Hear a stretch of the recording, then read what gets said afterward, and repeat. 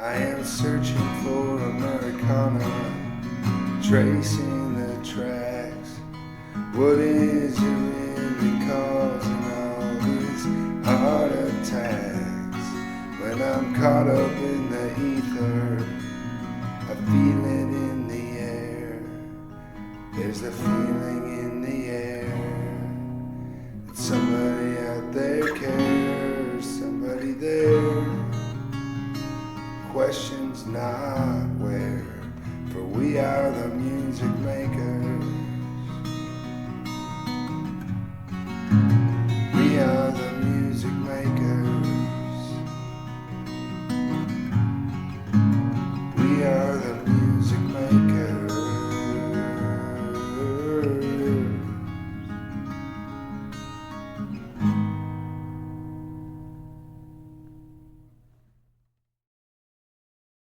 Made me, I realized I wanted to have a second for it to breathe, where I can have, when I record that, a little instrumental break with a little bit of lead there. That was, I try not to be obtrusive yeah, too, but the other person's trying to get across. Like, you don't have to do that, exactly. That's very intuitive of you, because I've been learning that myself, especially at those songwriter nights when, Yeah. it's welcome if you want to jam, but it's also appreciated by the performer if you do it with sort of care, and nuance. Yeah, it's to it. It's about the song. Exactly. To me, everything I do, it's all about my songs. Yes. It's not about me. Yes. At all. Right. I want people to to get back to you making some kind of reference earlier. What is success? Yeah. And when someone else likes your song. Yeah. That's a really big part of it. It's like, oh yeah, someone relates to what I'm trying to get across. Because I'm not always specific. Yeah. About what the mood that I'm trying to set and everything. And it's just I hope people, if they listen, I hope they can get it. Yeah, tap into something. Yeah. Relate to something. Exactly. Too often, I think the mainstream music is like, oh, I really like this bop. I can bop my head to it, kind of thing. And there's nothing wrong with that, but it's of course. definitely not what we're about. Obviously. Yeah, there's room for everything. I don't. Wherever your head's at, I'm fine with it. Yeah. If people don't like my stuff, I'm actually okay with it. Yes. And that's what I appreciate the ones who like it, and if you don't care for it, that's okay. Right. I'm not, We write what we know. Yeah. We write what we've experienced. And that is as long as you can convey that in a way that you understand, and and someone else relates to it, that's great, but if we're just trying to write songs that are meaningful and in any way, in the grand scheme of things. Who would you say is your major influence? The way we're talking right now. Plural influences. Yeah. Because nobody has just one influence. The one that comes to mind for me is Townes Van Zandt. Yeah. He had he was such an outsider, and he wrote what he knew, which was a lot of pain. Yeah. For whatever reason, and I've watched documentaries about that. Heartworn Highways. Yeah, I watched that one too. Yeah. Great. With Guy Clark. Yeah. Jimmy Holland and I talked about Guy Clark a little bit in our interview. And also the Be Here to Love Me documentary, which is all about Townes. It really gets into it, And he wrote about things. He was just genuine, And I saw a poster one time that was like, come see Townes Van Zandt, $1.50. He never got the recognition, but I mean, I don't think he really aspired to that. I think that he had this compulsion, this talent to write, So Townes comes to mind, Tom Waits, Bob Dylan, a gal named Judy Sill. I don't know her. Yeah. She's from the 70s. She went under the radar too, but it's Judy, Judee, Sill, like windowsill. Huh. Worth checking out. She has her self-titled album has a song called Jesus Was a Crossmaker. All right. She has a lot of religious imagery. I don't know if she passed, unfortunately, but all that to say, she's one of them. Today's songwriters would be Alex G. I'm actually wearing his shirt right now. He's really talented, prolific. And his songs are a little bit more to tap into them. You have to. They're deeper than you think. The lyrics are sort of abstract, for lack of a better word. They're. Well, I like that kind of stuff. Yeah. So, but there's a lot of them tell these stories, and I like storytelling too. Yeah, and it's sort of like, where you gotta like look at the lyric, and it's almost like each lyric is placed there to be its own story, so it provides layers, and it doesn't just give you the straight story. It gives you clues, and the more you read the lyrics, you sort of get it. Those are a few that come to mind. That's one of my questions for you. Yeah, what specific songs spoke to you and inspired you to write? And you can also mention. I got to give a lot of thank yous to Gordon Lightfoot. Yeah. Because I learned this stuff from him. Travis Picking. Yeah.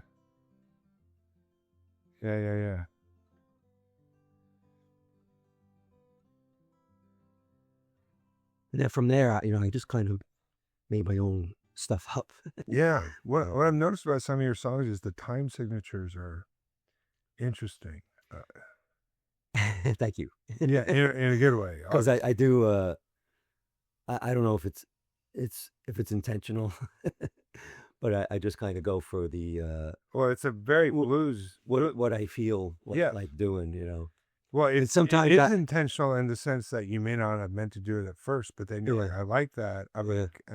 There's a form, there's a pattern. And I will do it the same way. Yes. The next time I do it too. Yeah.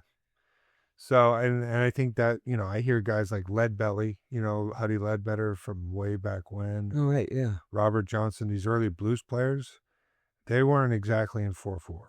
Yeah. And that's beautiful to me, is to have, and I try, when I play how I feel, just like you're saying, and it doesn't have to be perfect. If you drag a little bit and you're just playing solo acoustic, it can work. Yeah, that's kind of why I like doing the solo thing. I did a little bit of band stuff, and it's kind of confining. Yeah. But I appreciate that, of course, that the whole band can play together in the same tempo and everything. Yeah. And that's great. Yeah. I played in Chattanooga when I cut my teeth on music out here when I first moved here. I found that a lot of the guys played in the same bands. So I was very fortunate to have a band back me up for, we'd put a gig on and they'd learn the songs, and it was nice. It was refreshing to know that they cared about my songs. They wanted to play the gig. They wanted to record with me. Yeah. And it was also a learning curve for me to be like, okay, I got to teach these songs. How is the Chattanooga music scene? I love it there. All right, I go back and play gigs from time to time. I played. All right, yeah. Yeah, I played a few back. It's very cool. I played at a place. When I go back there, I play at one place. It's called Cherry Street Tavern. They've had a lot of great bands come through there. The last gig I played was on St. Patrick's Day, and they opened for a guy named Dylan Walsh, who is from Dublin. He lives in North Carolina now. Before that, he was in Tennessee. He's been out here a long time. But Dylan's music is fantastic. If you get a chance to check out Dylan, you would really appreciate it. Story songs, folk songs. What's his name again? Dylan Walsh. Dylan Walsh. With an E at the end of Walsh, yeah. Okay. Dylan, like Bob Dylan, you know. Yeah. I'm familiar. Yeah. Heard of him? Yeah. He's playing it now. I heard he had a pretty good career. I think it's still going. Yeah, it is. Never ending tour, yeah. And then, so the Bohannons, they're Matt Bohannon and Marty Bohannon. They have a band out there, and they've cultivated a really beautiful music scene. A lot of rock and roll, a lot of southern rock, punk rock. Actually, their band Bohannons their music is very hard for me to define. It's definitely rock and roll, but it's also very intricate. And they also have their solo projects. Marty owns the Cherry Street Tavern. Okay. And both of their solo acts played at that St. Patrick's Day gig, and they've given me a lot. I was very fortunate to kind of find that place and play the open mics, kind of get in there, and made a lot of friends. So that's the Chattanooga music scene. Very cool. All right. The closest I ever got to Chattanooga was Monteagle. Monteagle. Never heard of it. It's on the way to. It's on the way to Chattanooga from here to there. It's a barbecue place. Is it Tim's? Jim Oliver's barbecue place. And they have a pretty nice setup there. Barbecue is great. Yeah. But I played there about 3 or 4 times. Yeah. Over the last 4 years or so. Okay, gotcha. But they have a pretty nice setup there. It's in the mountains. When you first, when you're coming into Chattanooga, well, before you get to Chattanooga, you're coming up the mountains. Yeah. It's right at the top. Would you say it was Monteagle? Yeah. You spell it Monteagle. Oh, Monteagle. I so it's pronounced Monteagle. I know Monteagle. I know. Okay. When it's pronounced that way, I know. And I'm still not sure the right way to pronounce it. Yeah. Because I said Monteagle once, and a friend from Tennessee told me, no, it's Monteagle. Monteagle. I believe that's true. Yeah. One time someone told me they don't drink Guinness in Ireland, and I almost freaked out because I had shared something about. Oh, really? Guinness. I don't know why it made. Don't they make it in Ireland? Yeah. Yes. I thought. And it was absurd to me. My son went to Ireland, and he brought back a hat for me. That's a Guinness hat. Thank you. Go ahead, guy. Well, I just couldn't believe that someone would say, "Hey, they drink Irish Red or whatever." I'm like, yeah, I'm sure they drink Irish Red. They drink a lot of stuff, but to say that the Irish don't drink Guinness is kind of crazy. It just made me think of those things, like foreigners. Me too. I think it's the best. It's like a meal, and I hear it's really good in Ireland. The whole pour, you got to pour it a certain way, all that. All right. I don't drink myself anymore, but I did have a good career. That's almost as disturbing to me, the Irish people not drinking Guinness as Mexicans don't drink Corona. Yeah. I go, come on. Come on. Corona's, that's a cerveza, that's good. Of course they do. I was also going to say, they say that God invented whiskey to keep the Irish from taking over the world. I never heard that one. I heard that in a movie called The Ghost in the Darkness, which is a great movie. It's Michael Douglas and Val Kilmer. They're in Africa, and Val Kilmer's tasked with building this bridge with minimal resources. It's this whole thing, and on top of that, there's these 3 killer lions. Oh, yeah. That's amazing. That was a good movie. A great movie. What was the name of that movie again? The Ghost in the Darkness. That was a good movie. Great movie, man. Yeah. And actually, I forgot about the background of it, that he was an engineer trying to build a bridge. Yeah. All I remember was the lion. The lions, yeah. It's terrifying, yeah. Yeah. It's based on a true story. Yeah. They have the lion, they preserve the head or something. It's somewhere in a museum. Wow, we're getting places. So you have a pretty rich Irish background? I do. Yeah. Yeah. My mom was an O'Neill. Yeah. So yeah, I also You do. have that background. I can tell. Yeah. And her mother was a Walsh. A Walsh. Yeah. Yeah. Yeah. That's an Irish name. Yeah. I've never been there, but have you been to Ireland? No, it's the one place in the world that I want to go to. Yeah. Ever since I was a child, going there, I've felt in my soul, like, whether it's Irish rebel songs or Irish music or the hills and the cliffs. Even the authors and everything. The authors. They really... all of it. It just speaks to me. And me too. Yeah. Yeah. There's something really beautiful about that place and the sacred ground, so to speak. And the land itself is sort of revered. A lot of traditional Irish thought is, before you go up to a tree, ask for permission to come up to it. This is sort of Irish mythology. It's kind of cool. It's interesting. Yeah. I tend to believe in things that you can't necessarily see or prove. Irish mysticism is fascinating to me.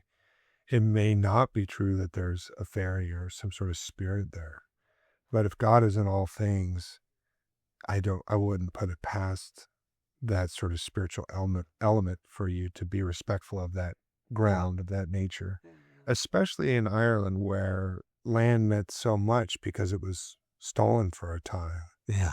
And it took blood, war, and so much revolution to reacquire that, and so that means something to them. That's my understanding. That's a good take on it. Yeah, I tend to not think about that a lot. Right. But that's right. Yeah. I did write a song, "The Shores of America," and it's about my grandfather's emigration from Ireland. I'd love to hear that. Let me see if I can. I wasn't prepared for this one, so yeah. I'll let you play this. I won't accompany. I just want to listen. Let's see.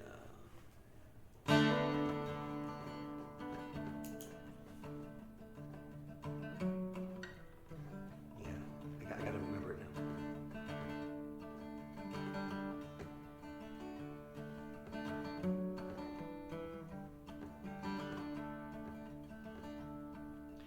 In the heart of the farmland, in the county Kilkenny, walk for a night and a day. That's wrong. Walk for a night and a day. In the heart of the farmland, in the county Kilkenny, I walked for a night and a day.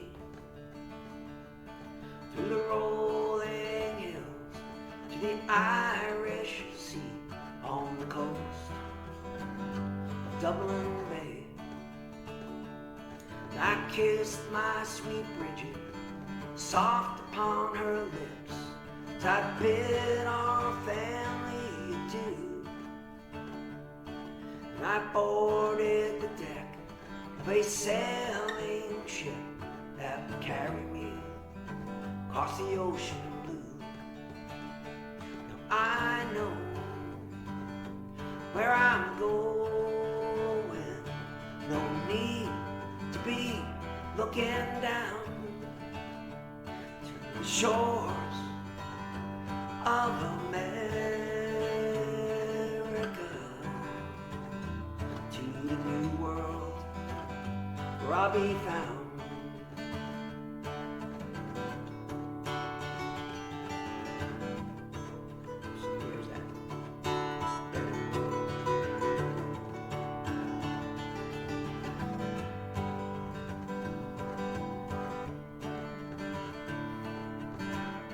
Now the sky is wide, the ocean is deep, and I can taste the salt in the air.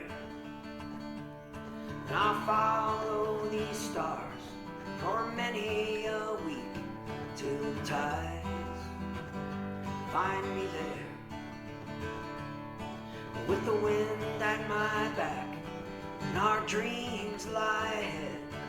There's a promise I make till the end. I'll carry your love as I carry our dream till this new land we'll meet again. I know where I'm going. No need to be looking down to the shore of America, to the new world where I'll be found.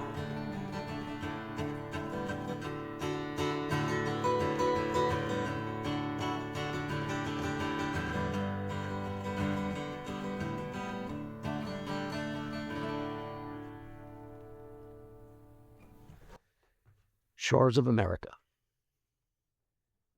by Grandpa O'Neill. It's the story of,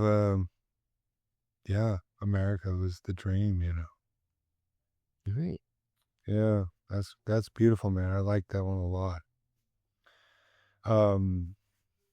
Kilkenny, is that where he was from? Yeah, the County Kilkenny. Yeah, Yeah. the O'Neill family. Yeah.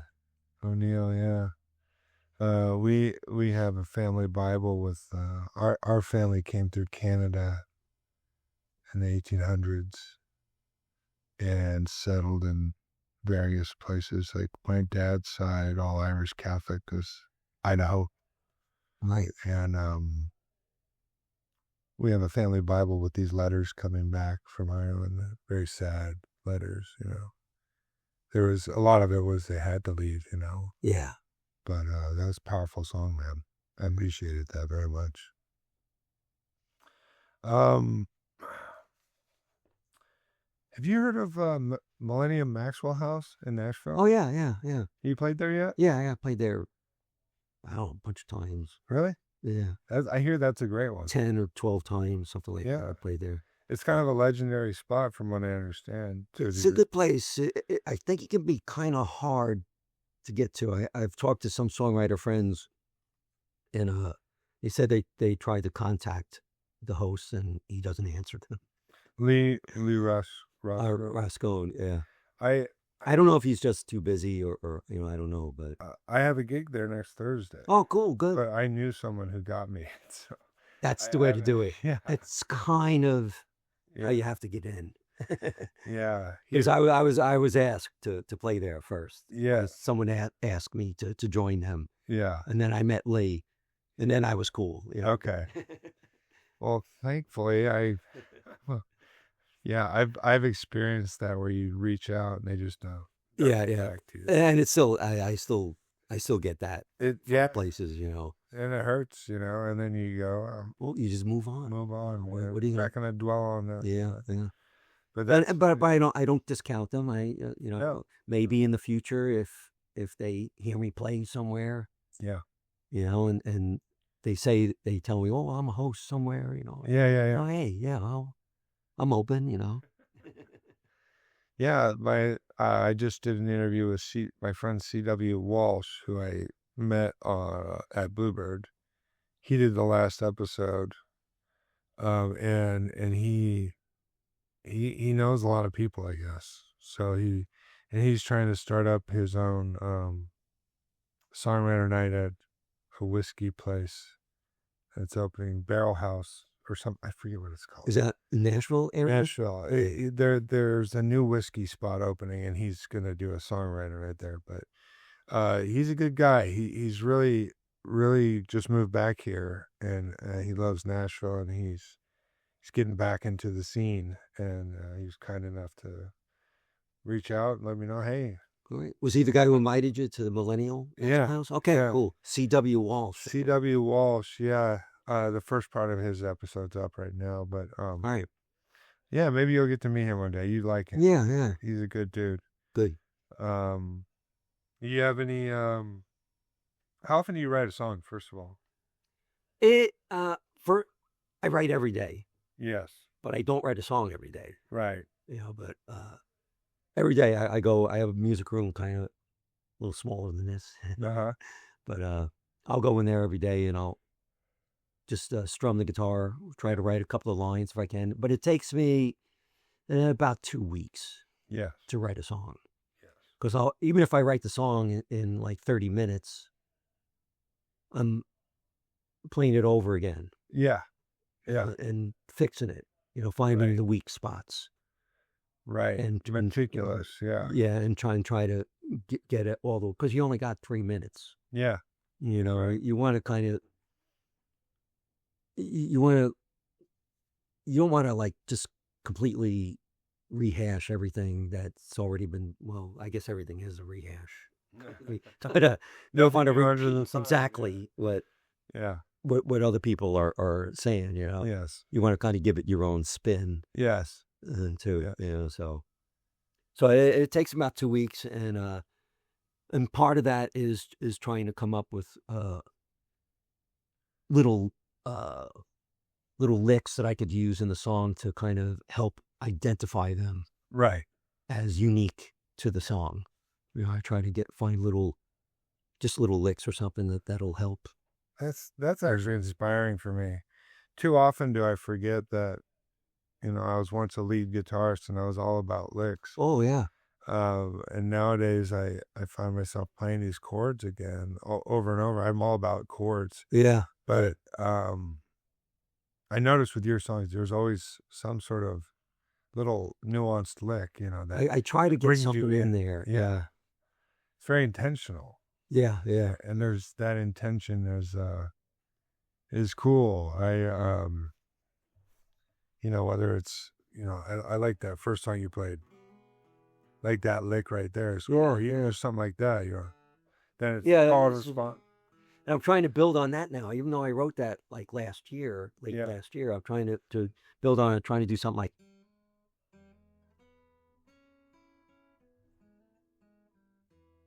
Just I don't have it quite smooth yet. But okay. Something like that. Right. Yeah. Trying to get something like that in there. Just to give it a little bit of a different, little instead of just going, through the whole song, which is okay. People really like that. Yeah. But, trying to give it just a little bit. That's one of the other things that I've done so often is I've recorded this song and I've released it. I'm going to release another version though, because I like it better this way. And I've done that. Yeah. And, there's actually a lot of artists who did that. Towns especially, I noticed, would re-release songs. I think songwriting is a never-ending thing. You're never 100% satisfied with the song. A lot of songs I've written in within less than 5 minutes, and sometimes I just, it's good. Let's move on to the next one. But that sort of meticulous, dialed-in, sort of focused approach to songwriting is something I aspire to get back into that and take your time. There's no rush. Yeah, that's why I say like it takes me about 2 weeks because I'll play the song every day. Yeah, and usually I'll find a spot in there where I'm starting to lose interest. Okay. Myself. Yes. And I'll say, oh yeah, got to start there. That line isn't working. Yeah. Or it's too cliche or something. Right. I got to find something else to put in there because I lose interest in it myself. And if I do that, I know I'm other people are going to lose interest too. Right. Funny. I think they are anyway. Yeah. You mentioned trying to put your own spin on something and these licks. My most recent song I've written, I tried to add a lick, I was like, and then the first line is, oh me, oh my, and I'm like, this sounds like it's been done before, but I try to convince myself this is a good song, and people have responded positively to it, but well, yeah, it's not always because one of the things that when I heard Paul Simon Yeah. There's a cuckoo cachoo, Oh, and Mrs. Robinson. And I'm like, wait a minute, the Beatles just did that.